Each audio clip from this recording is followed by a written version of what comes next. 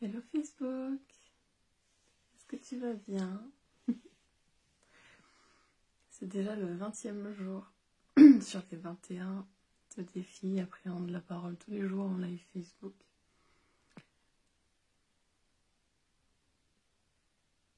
On arrive sur la fin du mois d'octobre 2021 et c'est une grosse période de prise de conscience pour moi.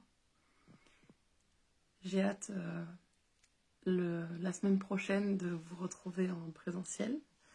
Ça fait partie de ma nouvelle organisation pour cette année, de faire la première semaine du mois, pas mal d'événements, que ce soit en visio ou en présentiel, et donc de retrouver un petit peu de contact et de connexion directe, puisque même si ça s'appelle un direct Facebook, j'ai pas moi votre retour direct, votre contact direct, et ça me manque, c'est quelque chose que j'adore. Coco Alissandre. Donc la semaine prochaine, séance de neurotraining, stage de danse tahitienne. On a la supervision des professeurs aussi lundi soir, qui est ouverte à tous les professeurs, pas seulement ceux que j'ai formés, mais tous les professeurs de danse tahitienne, voire même peut-être que plus tard ce sera aussi ouvert à des professeurs de danse, pas forcément de danse tahitienne. On verra. En tout cas, aujourd'hui j'avais envie de vous parler de bénédiction. Les bénédictions sont quelque chose qui est très particulier pour moi. Et ça va avec évidemment le sentiment de gratitude. Mais je crois que là, comme ça, quand je pense au mot bénédiction, la première chose qui me vient, c'est je serais incapable de dire coucou Juliette. Je serais incapable de dire si je l'ai lu. Bonsoir Doriane.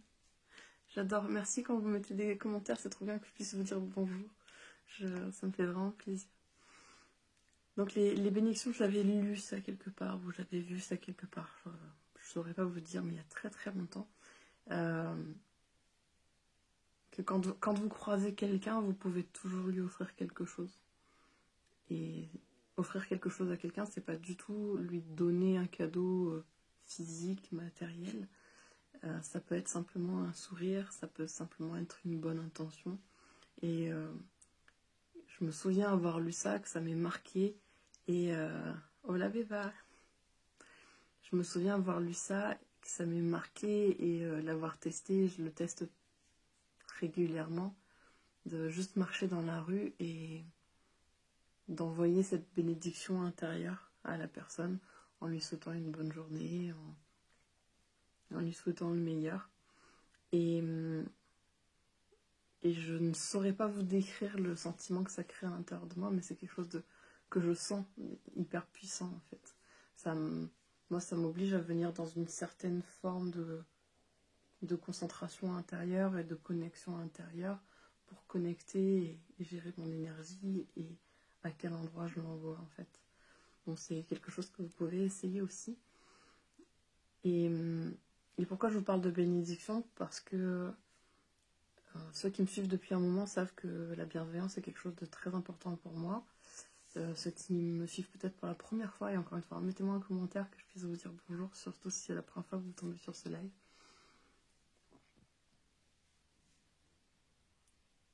La bienveillance, c'est pas du tout quelque chose d'inné, c'est quelque chose que je pense qu'il faut travailler, qui se découvre petit à petit et qui s'apaise avec le temps, qui se développe, qui s'élargit avec le temps. Il y a quelques années déjà, j'ai été un peu frappée par le manque de bienveillance que j'avais envers moi-même.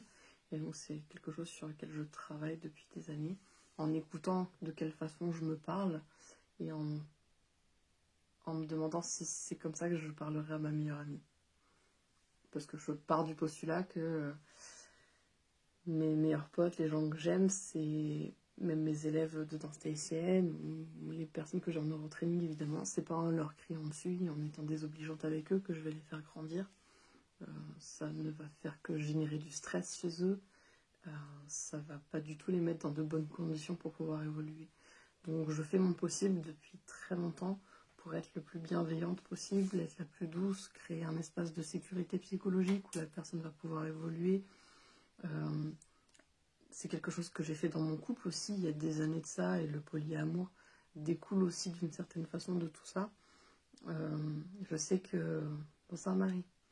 Je sais que j'ai été à un moment donné cette personne qui prend mal les choses.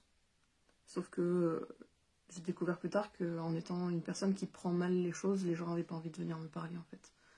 Donc j'ai développé des compétences autour de ça, autour de, ok, si demain mon homme vient me dire qu'il a fait une connerie, en fait, si je le prends mal, la prochaine fois qu'il fait une connerie, il viendra pas me le dire. Et pour moi, la transparence, c'est quelque chose d'hyper important.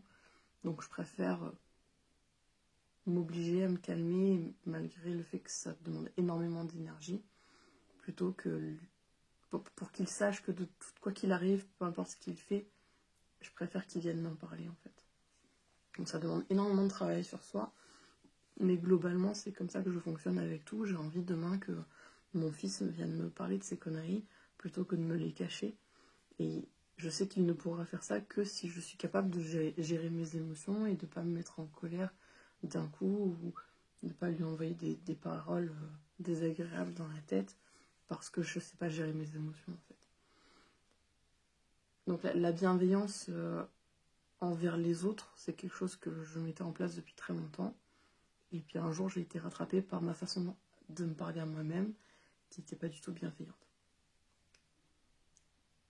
Je pense que là, j'ai atteint une étape suivante. Alors j'ai encore eu des prises de conscience le mois dernier sur une petite voix par rapport à l'alimentation qui traînait dans ma tête depuis très longtemps et qu'on a réussi à faire partir avec la psy.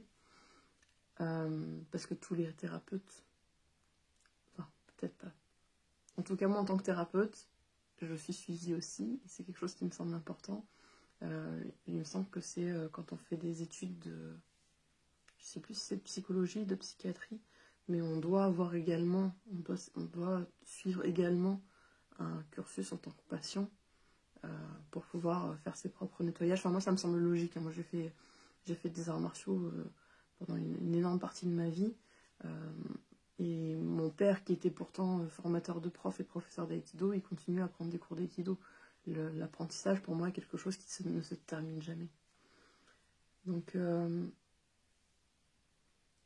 oui, la bienveillance, c'est ça, c'est Kalinès.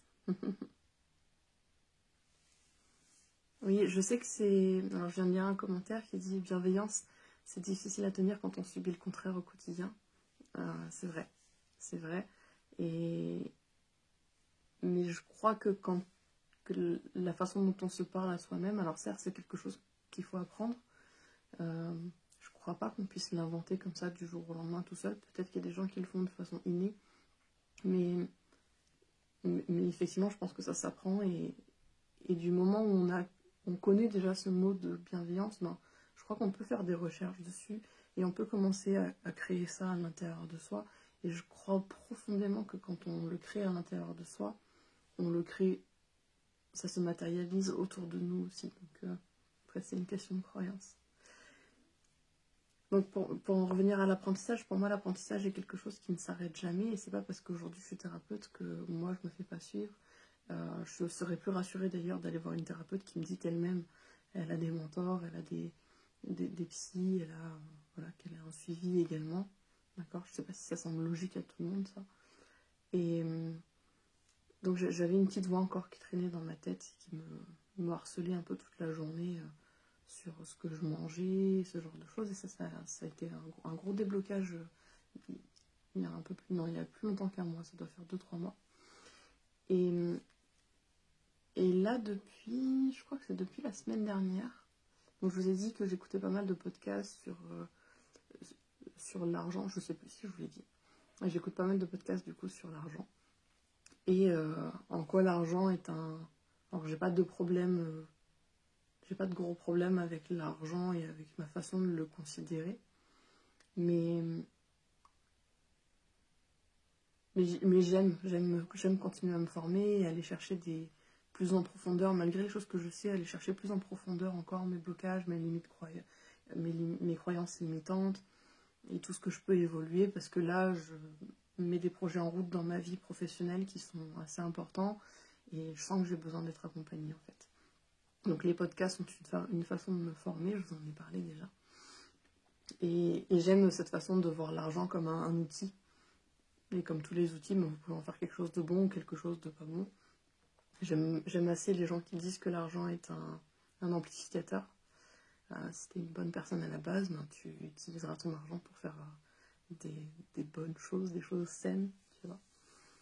Et dans les podcasts que j'écoute, ils parlent de faire confiance aux autres, en fait. Notamment sur les tarifs qu'on pratique. Et moi, je le vois de façon plus globale, en fait, sur ne pas avoir envie de sauver les autres. Moi, j'ai un petit côté sauveur assez régulier. Petite cape de super-héros comme ça, qui a envie de sauver le monde. Et je fais un gros travail là-dessus sur, ok, en fait, les gens sont... C'est une histoire de faire confiance aux gens, en fait. Moi, je le vois comme ça, ou en tout cas, c'est ce qui m'a le plus parlé. C'est qu'en fait, ces moments où j'ai envie de partir sauver quelqu'un, ce que je fais en réalité, je crois, quand je fais ça, c'est que je fais pas confiance à la personne. Je me dis pas que la personne va s'en sortir toute seule. Et ça, j'ai envie de le changer, en fait.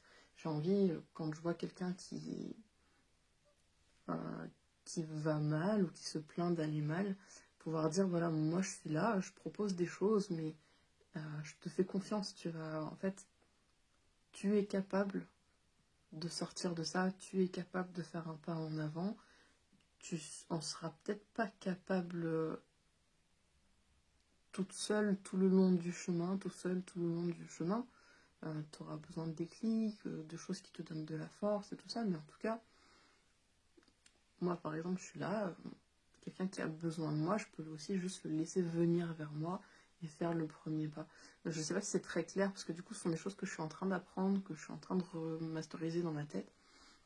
Mais cette idée de faire confiance aux autres, qu'en fait, ils vont y arriver. S'ils sont prêts, ils vont avancer, en fait. Et ça a mis le point, en fait, en comprenant ce truc-là, ça a mis le point sur encore beaucoup de choses sur lesquelles j'étais pas assez bienveillante. Et que je suis en train d'avancer. Et donc, je pense j'ai passé une première étape où j'étais en mode, ok, moi je fonctionne comme ça. Ces gens-là, ils fonctionnent comme ça. Nous avons des priorités qui sont différentes et c'est ok. Je pense que ça, c'était mon discours d'il y a 2 semaines. Vous faites des choses que je n'aime pas, mais en fait, on n'a juste pas les mêmes priorités et c'est ok.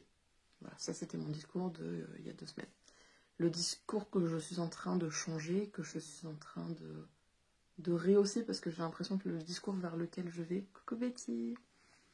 J'ai l'impression que le discours vers lequel je me dirige est beaucoup plus haut en vibration, beaucoup plus sain que le discours que j'avais il y a encore 2 semaines, qui n'est peut-être pas si terrible non plus. J'aimerais réussir à dire, ok, moi j'ai ces priorités-là, vous avez d'autres priorités, et soyez bénis d'avoir ces priorités qui sont différentes des miennes, parce que c'est ça qui fait que le monde est tellement riche et que tout le monde peut trouver un thérapeute qui lui convient, et un professeur de danse qui lui convient, et un formateur qui lui convient. Donc c'est pas forcément ce que je pensais à faire il y a encore 2 semaines. Il y a encore 2 semaines, j'étais en mode, ok, vous faites ça, moi je fais ça. Chacun fait des choses qui sont utiles, ok. Voilà, juste ok. Genre je le voyais pas toujours comment, mais c'était juste ok. Là j'ai envie que ça aille plus loin que ça en fait. J'ai envie de dire, ok, toi tu fais quelque chose de différent, mais ce que tu fais c'est génial.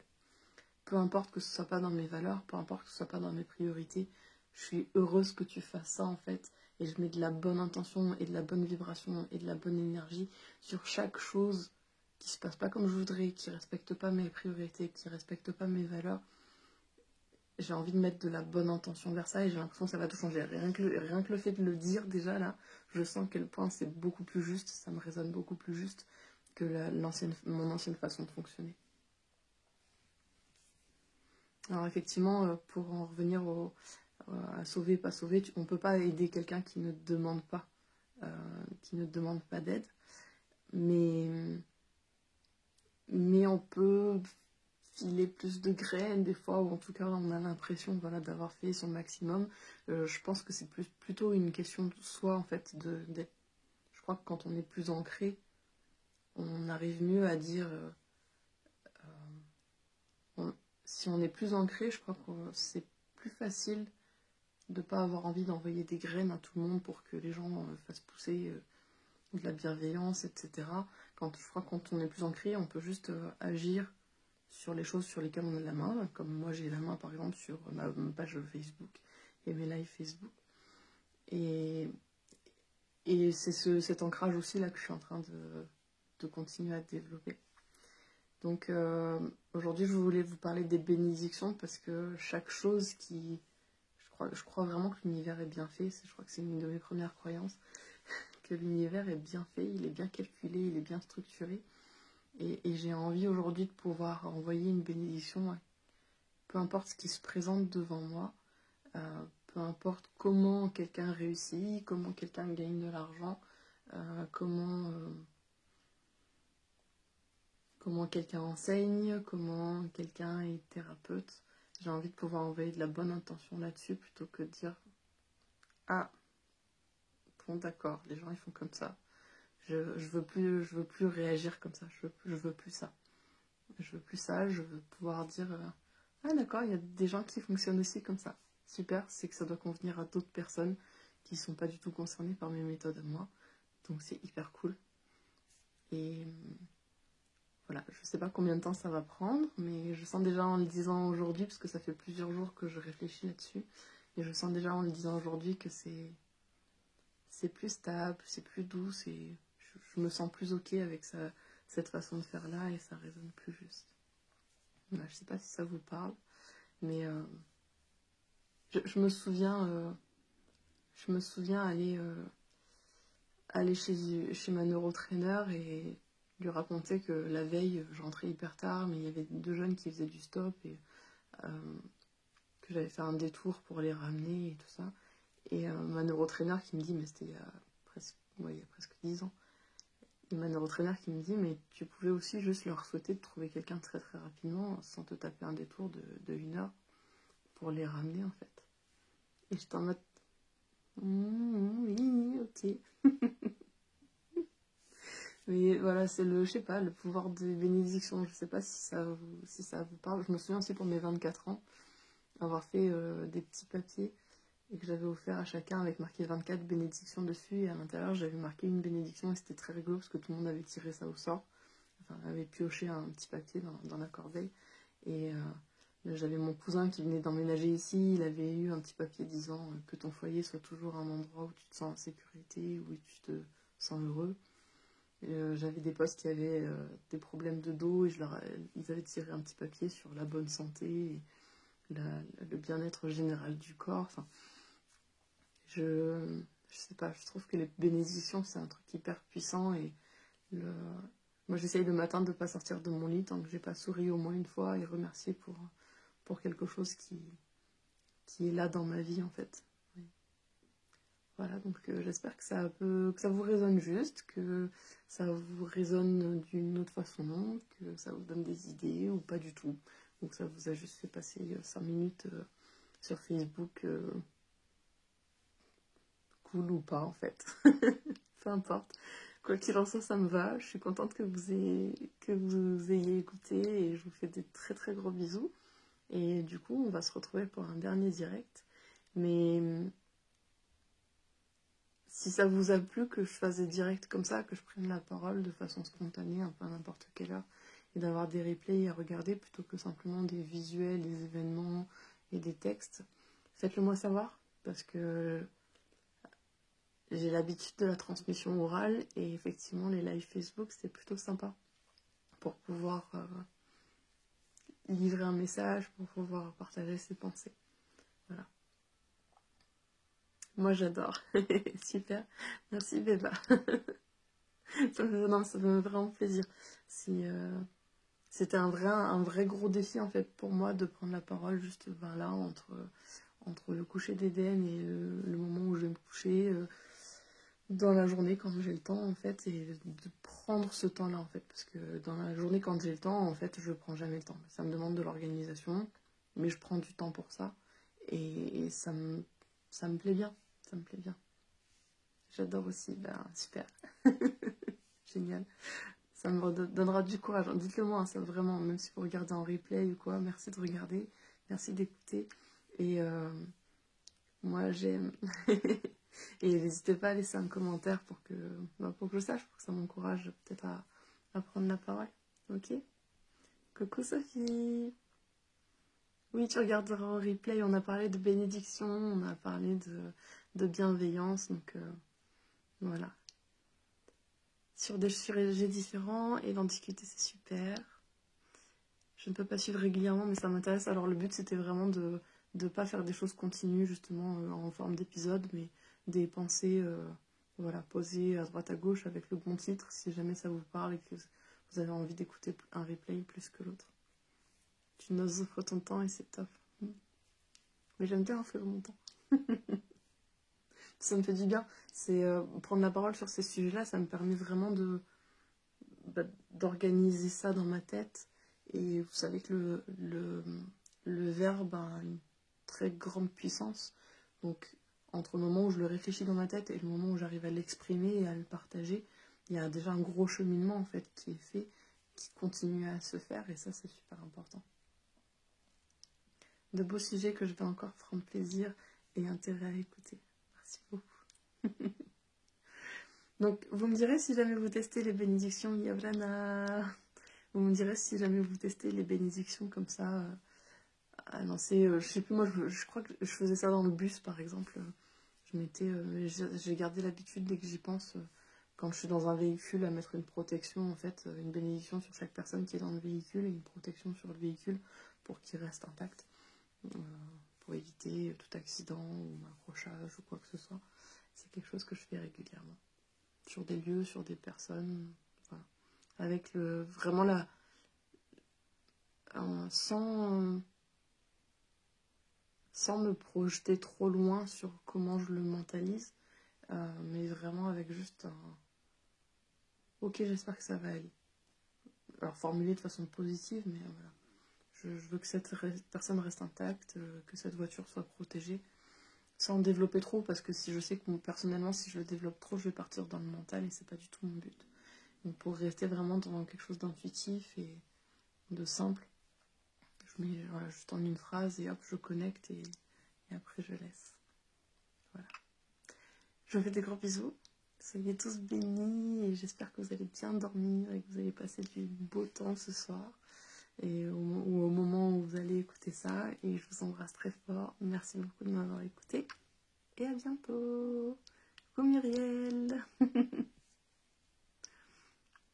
Ah, j'ai des longs commentaires qui arrivent. Attendez, je les lis avant de quitter. Je le fais à la maison en faisant le ménage for those who live with us or visit us. J'ai commencé tardivement, mais j'ai dévoré tous les replays. Tu nous donnes des pistes de réflexion en nous offrant en même temps tout le travail que tu as déjà fait sur ces sujets. Ce sont déjà 20 bénédictions, justement. Oui. Ça me donne vraiment envie de continuer. Vraiment, vraiment, vraiment. Je fais plein d'expériences grâce à toi. Je connais même maintenant mon animal totem et puis plein de choses contenues dans tes lives très enrichissants. Génial. Génial, j'adore. Vraiment, je suis fan. Énorme bisous. Prenez soin de vous.